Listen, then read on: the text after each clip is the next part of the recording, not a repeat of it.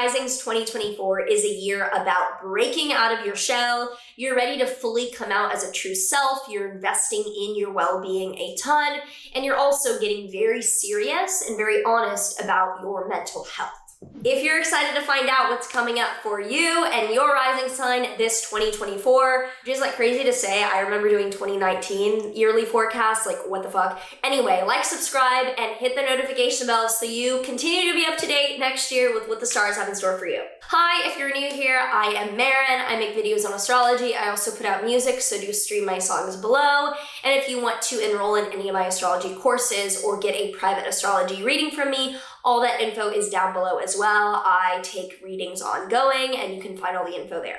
So the first part of this year, January, February, is very much ramping up the energy and kicking off the year with a strong start. We're starting off on January 1st with Mercury stationing direct in your 9th house, showing that we kick off the year with more clarity and more direction around travel and around education for you in a way that might have been confusing to end 2023.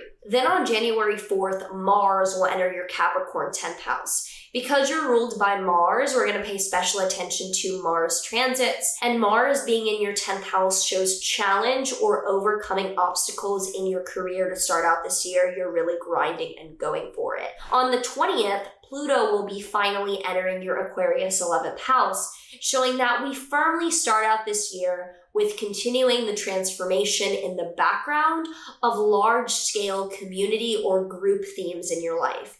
You're going to notice that over the next 20 years, there is a lot of focus on you overhauling and changing things with community, groups, and social life in your life in a way that is slow and steady, and it really kicks off this year. Then on the 27th, Uranus will station direct in your 2nd house of finances and income, showing that you are ready to continue drastically changing or innovating financial things in your life with the way that you're making and spending money. On February 13th, Mars will enter your Aquarius 11th house, showing that from that point onward, you're probably putting effort and maybe some struggle towards networking and your social life for most of February. And on February 14th, on Valentine's Day, Venus and Mars will conjoin Pluto in your Aquarius 11th house, showing very clear, both positive and challenging energy to transform your social life. So Valentine's Day looks like a very social, very energized, both positive and negative energy-wise time for you to be out and about around other people. March until May shows that there are some serious wake-up calls and also some awesome rewards. It is the most polarizing period of the year. From March 3rd to the 9th, Venus and Mars in Aquarius will square Uranus and Taurus, showing that you might feel as if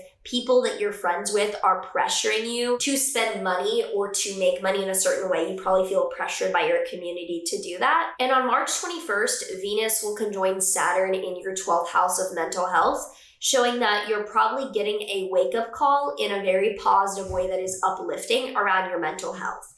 You're probably feeling like you are receiving the fruits of your labor either positively or negatively for the way that you've been treating yourself.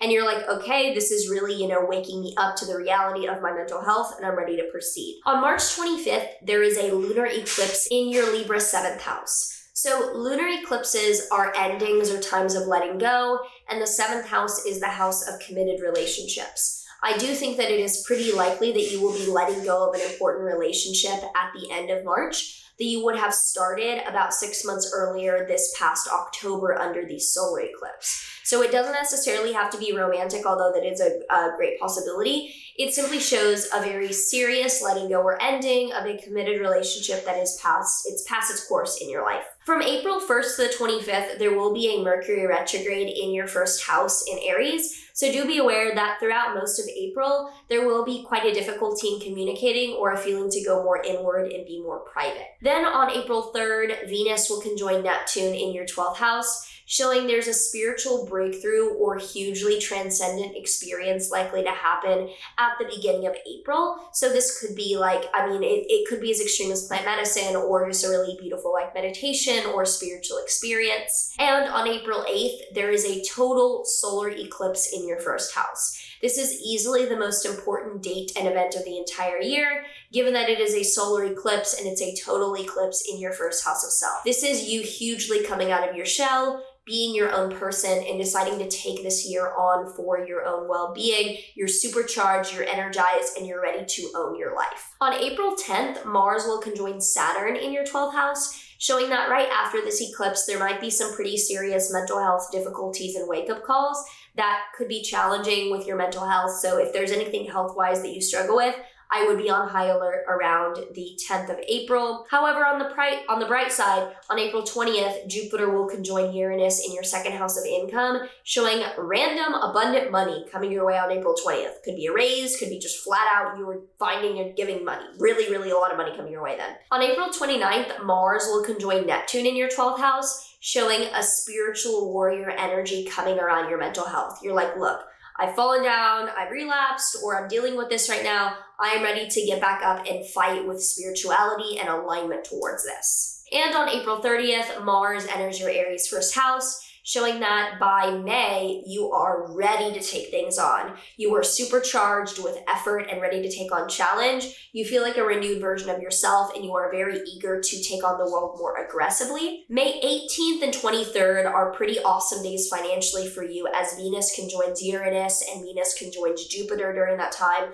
Looks like, again, the random money is coming your way in April and May. Just a lot of random money, a lot of random abundance. And on May 25th, Jupiter enters your Gemini third house for the year ahead until the middle of 2025, showing that writing, being productive, and having a lot to say or communicate is going to be the area of the most growth over the next year from June 2024 to 2025. So June to August is kind of a dramatic, all over the place summer, but not that serious. So we start out on the 9th with Mars entering your Taurus second house, showing that you could encounter some financial challenges over the summer. Maybe you're spending, maybe you have a lot going on and it's a little bit taxing. Then June 29th until November 14th, Saturn will be going retrograde in your 12th house of mental health. So do be aware that you are likely to find yourself reconsidering or going inward or dealing with things that are a little bit more serious and private mentally, June to November. And it might be that you're like, I'm working on my mental health. I gotta stay out of this scene or these parties or that life area and stuff like that.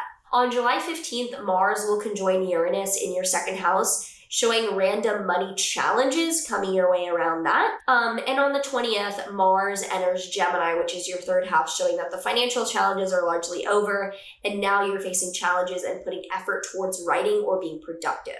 The next Mercury retrograde is August 5th to the 28th. This will be in your sixth house of health and your fifth house of creativity and dating. So I'd say that health-wise and partying or fun-wise in your life with creativity or with people that you're dating, looks like you are reconsidering that as we get into August.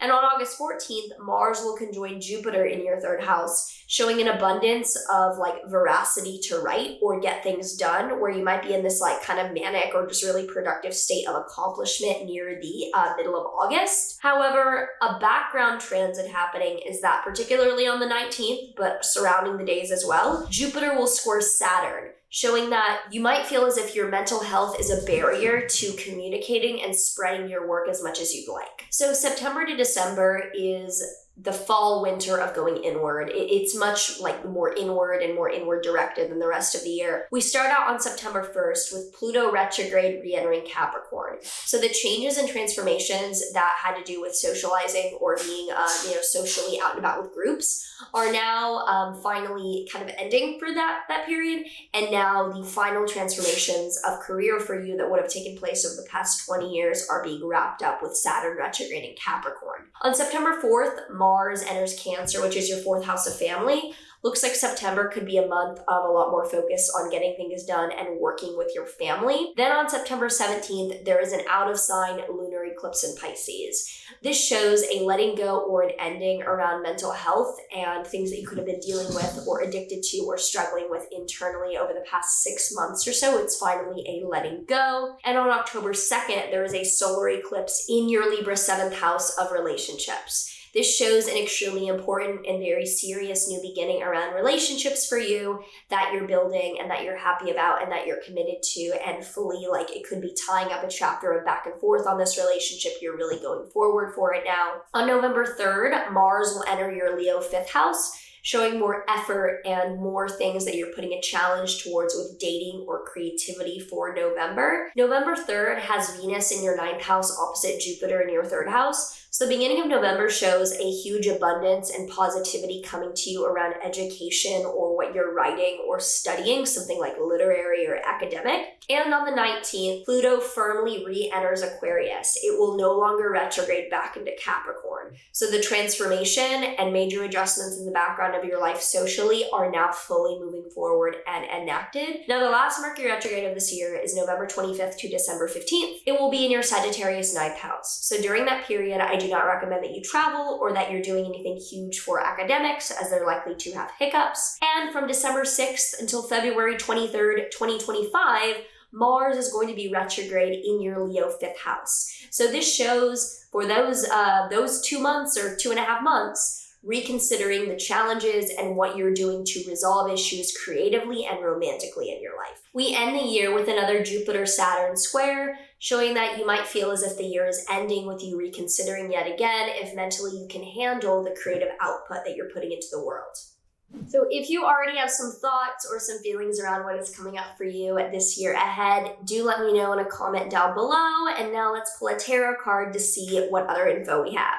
The tarot card that we have here for Aries Risings this 2024 is the Page of Pentacles. So pages are communication cards. They are the ones that are kind of like spreading the word, and Pentacles is around basic needs. So you might have a message this year that you feel the need to share and communicate due to you being a more authentic version of yourself, and you're being somewhat of a messenger or like a prophet and someone who's speaking up about truth this year in a way that you feel really called to do.